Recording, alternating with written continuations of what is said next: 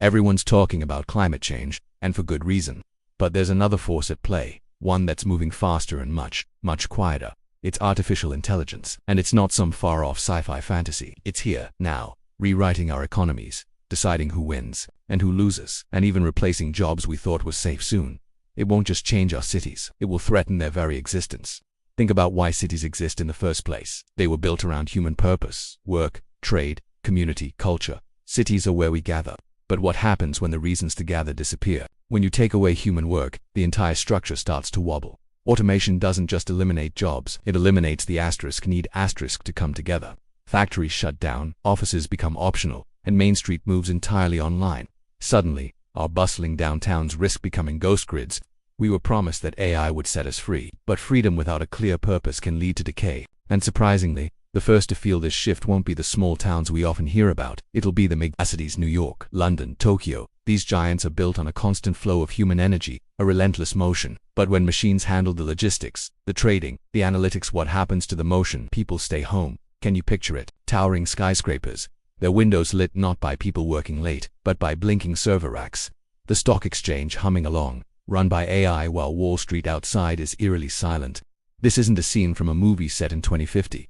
This is the direction we are heading. Tomorrow, economists have a term for it: the Great Redundancy. It describes a future where entire sectors of our economy are automated, not over decades, but in a matter of months. Think about transportation. Self-driving trucks and taxis are no longer a dream. Finance, algorithmic trading already dominates the markets. Healthcare. AI is diagnosing diseases with startling accuracy. Even creative fields, like writing and art, are no longer untouchable. Cities that were once powered by the daily pulse of commuters, the morning rush, the lunch break, the evening journey home, are losing their rhythm. And without that rhythm, a city's heart begins to slow.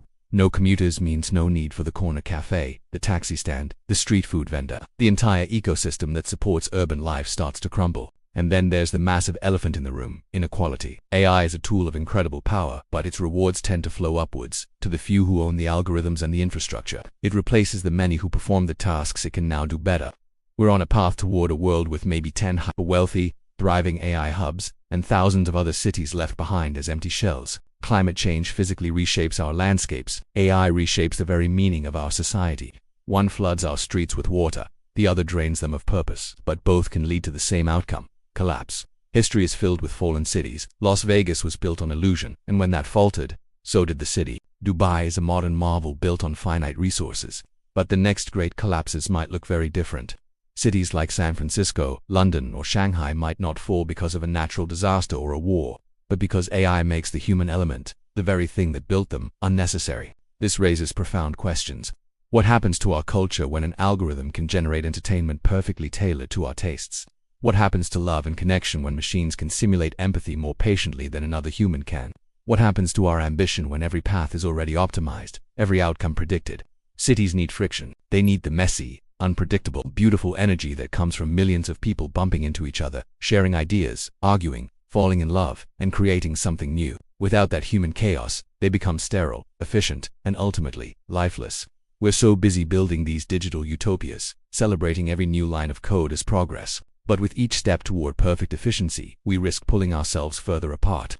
AI doesn't need to destroy cities with fire or flood. It can do it quietly, through perfection, perfect efficiency, perfect prediction, and perfect soul-crushing emptiness. But this isn't a eulogy, it's a warning.